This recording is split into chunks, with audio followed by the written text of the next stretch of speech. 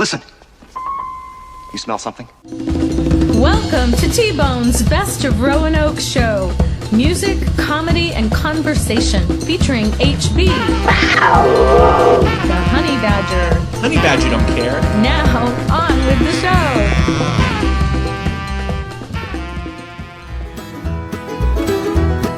Well, my daddy was a highwayman, but he never wrote any old country song. Papa never stayed out raising hell with the Haggard Jones, but he raised a proud coal miner's daughter, and I'm proud to be her son. She told me, boy, I don't care if you hit it big, because you're already number one, and that's the way it goes. The way it goes. This day and age. Day and age. Well, you ain't gotta read between the lines, you just gotta turn the page. Turn the page. Well, the most outlaw thing ever done was give a good woman a ring, and that's the way it goes. Life ain't fair and the world is mean.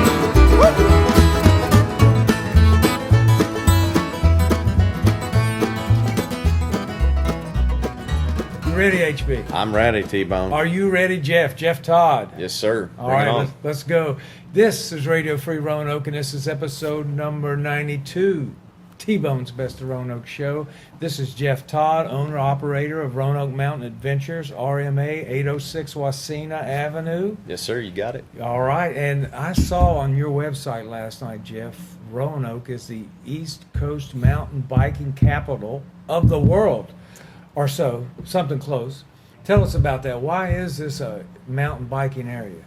Well, you know, that claim, it's a big claim. It is a big claim. I think that a lot of mountain bikers might question it, and it's in true in part there's other places that are better known, better established for certain styles of mountain biking. But the reason that the Roanoke region is able to make that claim is that it is the only place east of the Mississippi that has what's called a silver level ride designation from IMBA, the International Mountain Biking Association, and that's because of the number, variety, quality of our overall trail networks in this region. Mm-hmm. So as a mountain biking destination, you know, even though it's not as well known as, say, especially somewhere down in North Carolina, a lot of great riding, you know, the number of accessible trails for all riders, right, the number of intermediate trails, expert trails, backcountry trails, you know, short, long, you name it, we touch all those bases. So it's all here. It's all here. Yep, everything you'd want to find is within, you know,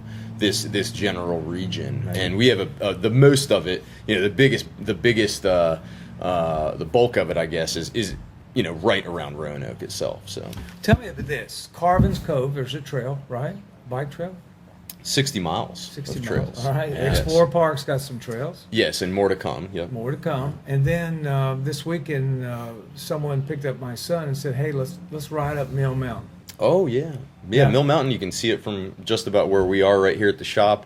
You can ride to it from the shop, and that actually has about a dozen miles of mountain biking trail. There's also other trails that are off limits to bikers legally, and not to say I don't see bikers out there from time to time, but that's all in the city. Exactly. That's what's so unique in my book, not just having the great networks that are very close by. The Greenway. But the It's Greenway. right behind you. Yes. Exactly. Uh-huh. So if you mountain bike, you can ride from our shop or from other parts of town without ever running into a stoplight, picking your feet up off the pedals. You can ride all that single track. Or if you're a road biker, same deal. You can ride beautiful riding up onto the Blue Ridge Parkway. Same thing. You don't ever take your feet off the pedals. There's no stoplights. I didn't know that. Wow. Yeah. That's a selling point. It's great. Yeah. How long would it take you to get up Mill Mountain to the Star? Well, versus us.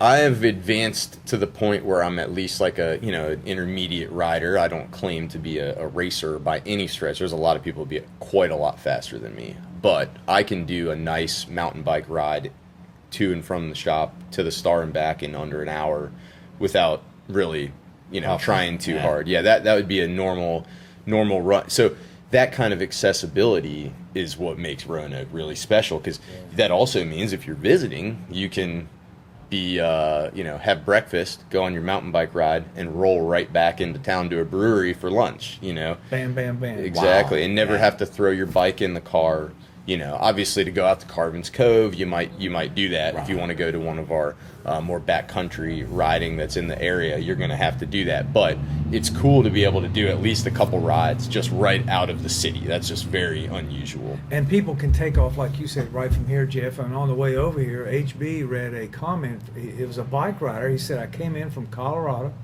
got a bike here at your shop, and took off.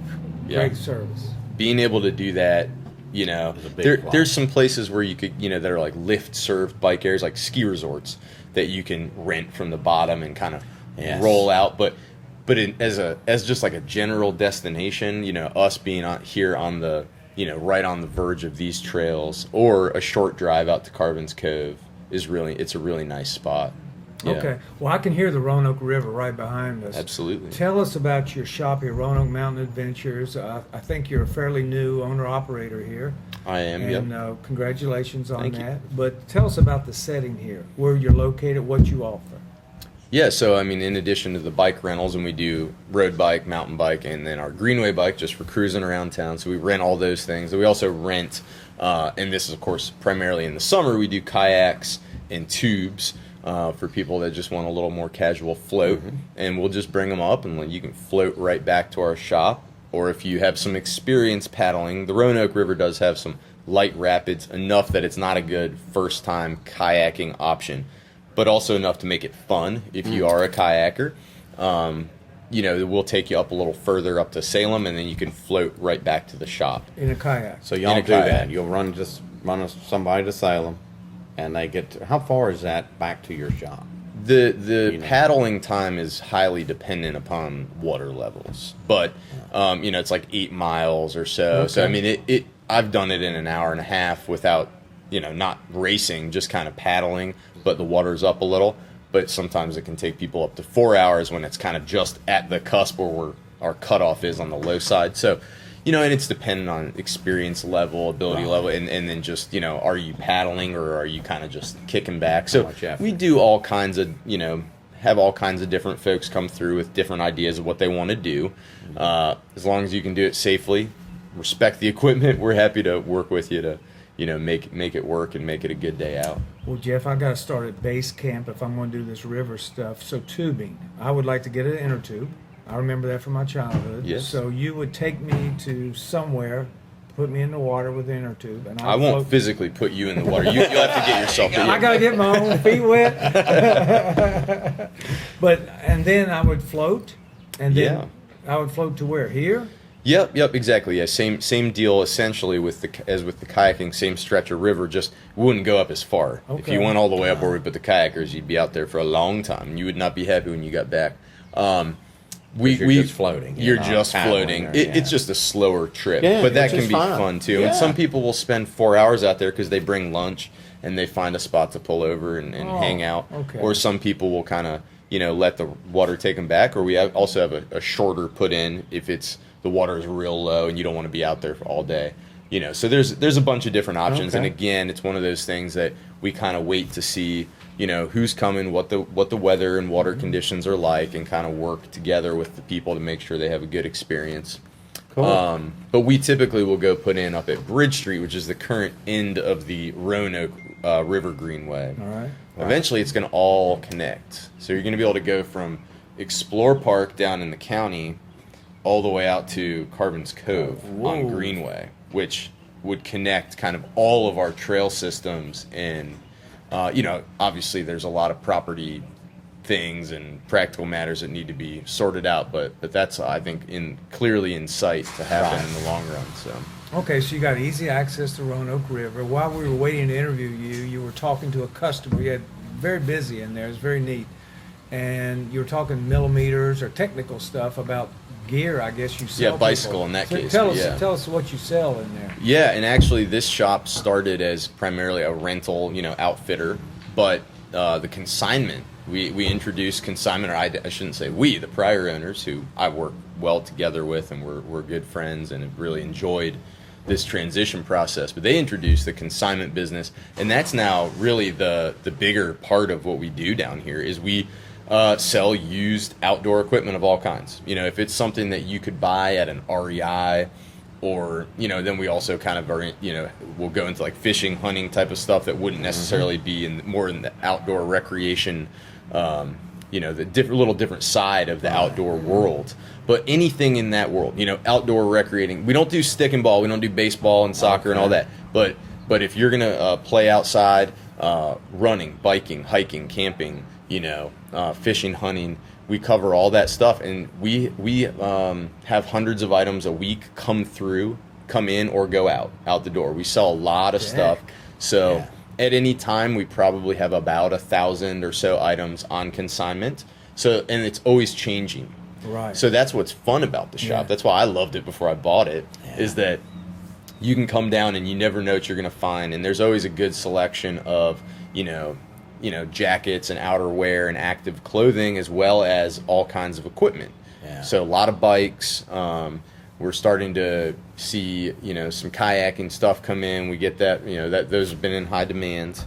But a lot of footwear, ski and snowboard stuff. If you got it sitting around at home and you're ready to upgrade, bring us your old stuff.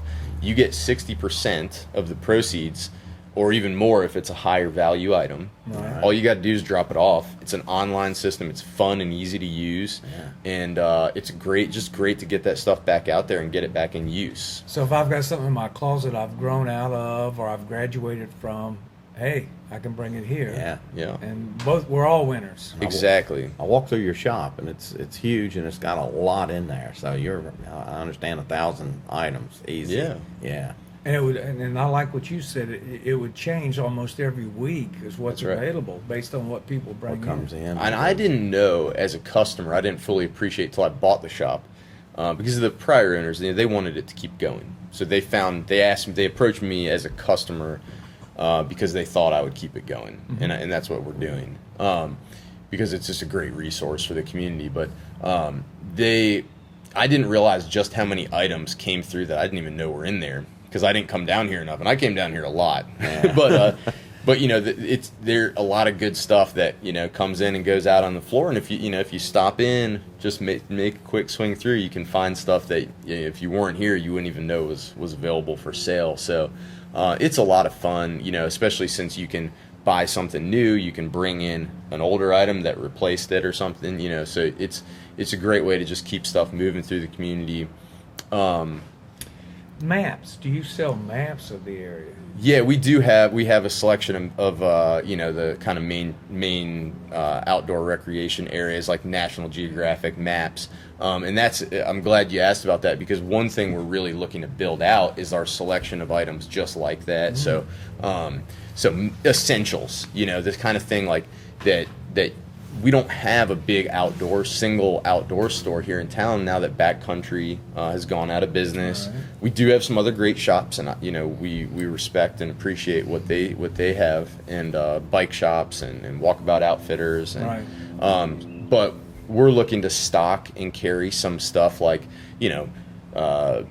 bike parts, some essentials of camping and hiking. We're going to start to build some of that out to go with the consignment stuff.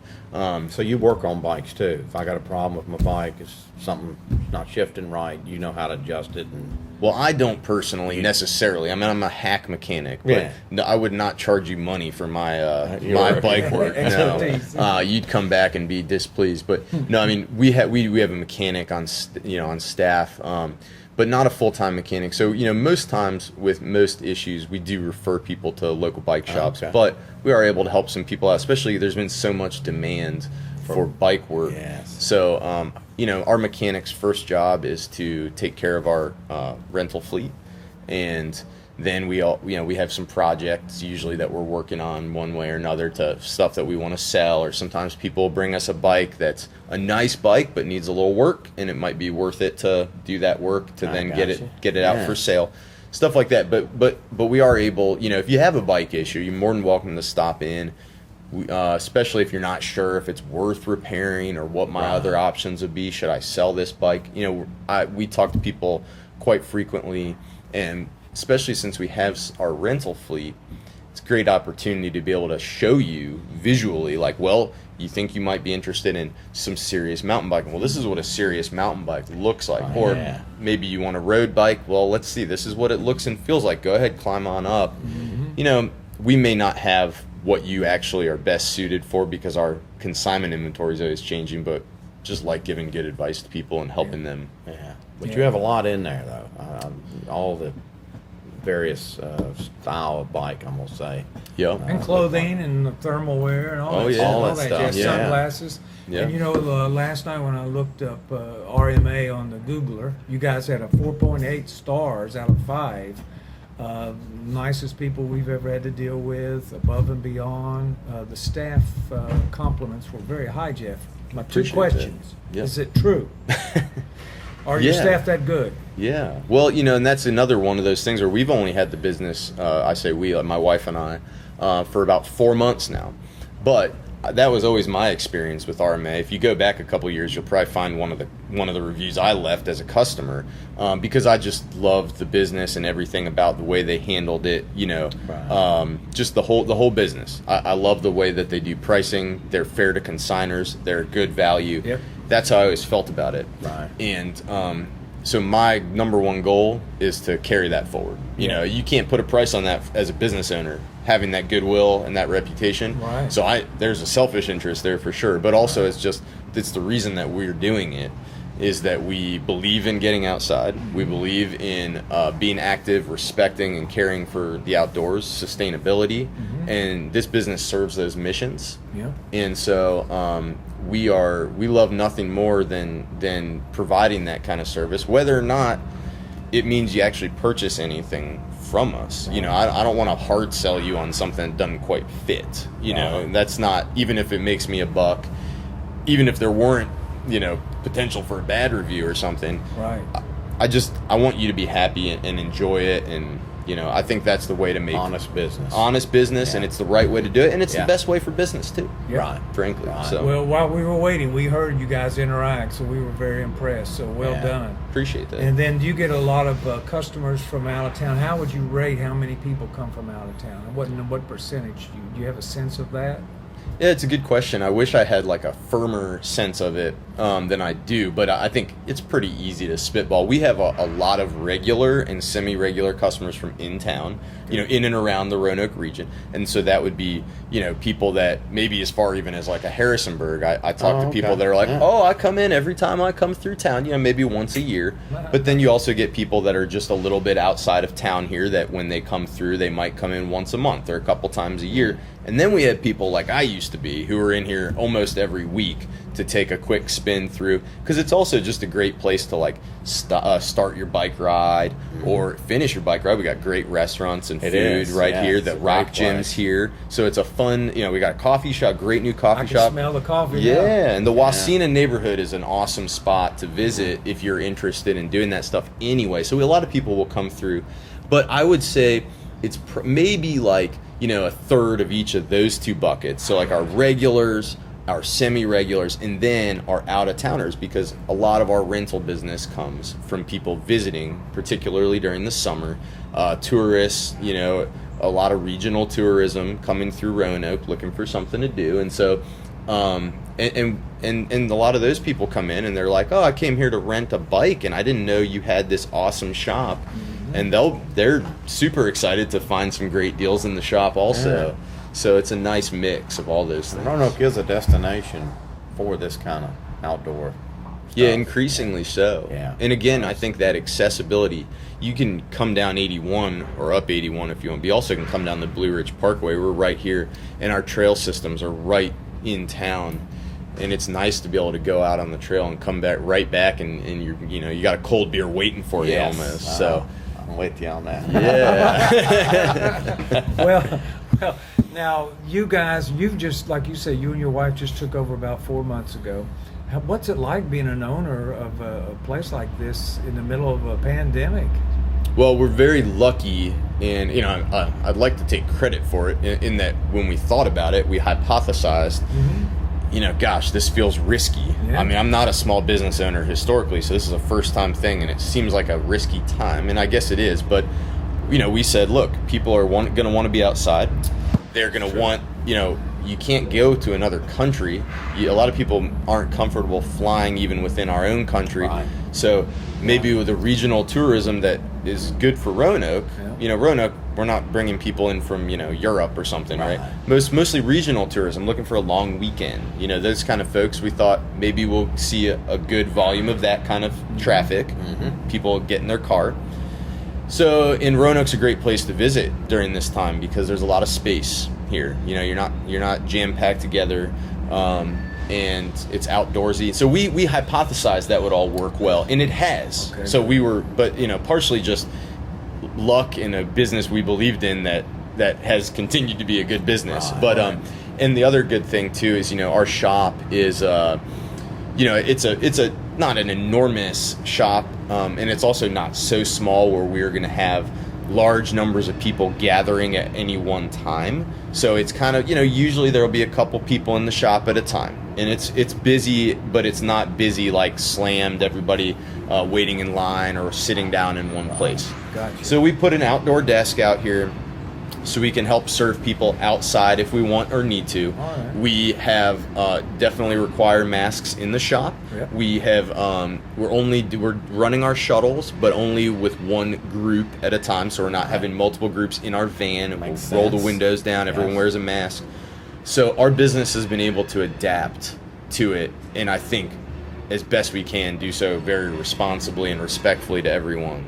So within those pandemic parameters, you guys have adjusted, and it does make sense, like you say, that people want to get out. I would think so. Right. That's what I'm thinking. I would think the business would be almost good right now. Yes. It's something you can bring the family out. You can do. You're not good, other than, and your shop is big enough, like you said, where you're not confined. And this porch out here,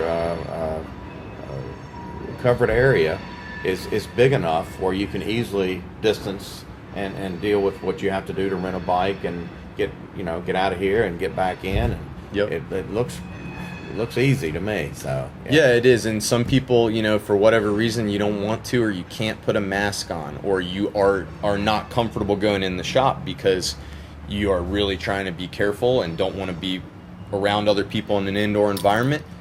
Let us know. It's no problem. Like you said, we can take care of you outside here. And, if you're renting something, and everybody feels differently about the way they're managing themselves, and we are respectful of all viewpoints and all that. And so, as far as the demand for outdoor stuff goes, it was already rising in this area, Right. and this is only hasten that. But we also want to, we want that to be something that sticks, because that's just a personal belief of mine that being outside, being robust and in nature and running around as much as you can is just good and healthy for all of us. Good for you. Absolutely. All right, Jeff, when I looked at your website last night, there was one item I think you rent that jumped to my eye. Crash pads. What the heck is that? Yeah, Why would I need them? Yep, we didn't cover two of our rental things. So stand-up paddle boards is another one that we Yes. do rent, and That's popular, right? Yep, you can take those out to like Carvin's Cove, our local reservoir, and it's actually a pretty easy activity to get started. Probably hard to master, but I've done it with my kids, and they're 6 and 9 year olds can handle it, their own board. So that's a fun one. But yeah, crash pads, more of a specialty item certainly, but it's a rock climbing device. Oh, I thought it might be where I'm riding a bike and I want to jump off. Well, they probably make those too, but we don't rent them. Yeah, so that's we do have some. It's for the discipline of rock climbing called bouldering, which is unroped, not just unroped, but you're gonna drop down off of that and land on something, and that in advance. So you're not roped up, you're not clipping in, no belayer. You're just out there, and so the crash pad is just. You use it to pad the area, the landing area around it. So ahead of time. Yeah, and that's just one of those things. Like, we're not going to make a killing off of that business, but it's just providing that option. Sometimes if you're new to the sport, you don't want to own your own yet, or Right. even if you're going with some buddies, you want to have a few extras. We are right next to the climbing gym, so it just seemed like something they don't have them for rent there. So we're like, let's do it. Yeah, for those Make who it want to climb available. rocks and want to jump, it's Yeah, there. exactly. You have that Yeah, option. Exactly. All right, HB, before I turn over to Jeff for the last word, do you have any other final comments or questions for Jeff? Well, I just, as far as this shop and where it's at to the Greenway, and like you said, the restaurant's a destination to leave from and to come back to. It has it all here. Yep. I'm impressed with it. So, Yep. is there anything, Jeff, that Anything else you want to highlight before we wrap it Yeah, up? no, I think we largely covered it, but I just want folks to know, especially if they're for folks that live in this region already, if you're curious about the outdoor recreation stuff, you're thinking about hiking, you're thinking about camping for the first time, what about riding a bike, or I bike but maybe I'll mountain bike, again, lots of great businesses, other businesses than ours, so go talk to them as well. But we're happy to talk with you about any of those things, and we do have a great entry system, which is that we got lower cost stuff, it's used, or you can rent it, so it's a great entry point for people. And that's kind of my passion for this business, is helping people take those first steps, and then they go off and love it. That's what I like to try to do. So come down and just talk with us. One more thing, Jeff. Sir. As far as kids, smaller bikes, you have that stuff? We do, yeah. We have down to like a 20-inch wheel. My kids ride bikes, so I have a lot of experience with helping kids get going and what fits them and all that, just from personally. And there's good and bad kids bikes, good and bad adult bikes that do all different kind of things. So happy to talk through all the options, even if, like I said, we don't end up having one we can sell you. Hopefully we'll give you good advice to go out there and find it. All right. All right, Jeff, you are truly an ambassador of adventure. Yes. And I'm very I like impressed that. with what you got That's going. my new title. That's The your new shop. title. Now Thank you so much, my friend. Thank you, Jeff. Thank you all for having me. Appreciate it. Great job. Yes, sir.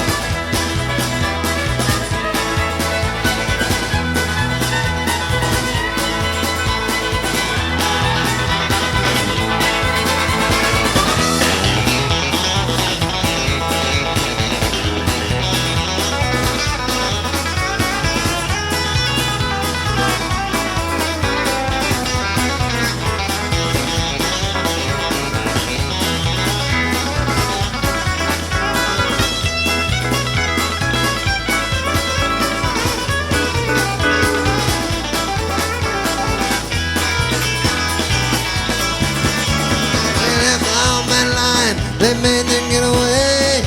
Got back to the motel just before the break of day. Sonny gave her all the money and he blew her a little kiss. If they ask you how this happened, say I forged into this. She watched him as his taillights disappeared around the bend. The road goes on forever, the party never ends. It's mansion after midnight just like it was before. 21 months later at the local grocery store, Sherry buys a paper and a cold 6-pack of beer. The headlines read Sonny is going to the chair. She pulls back on a main street in her new Mercedes Benz. The road goes on forever and the party never ends.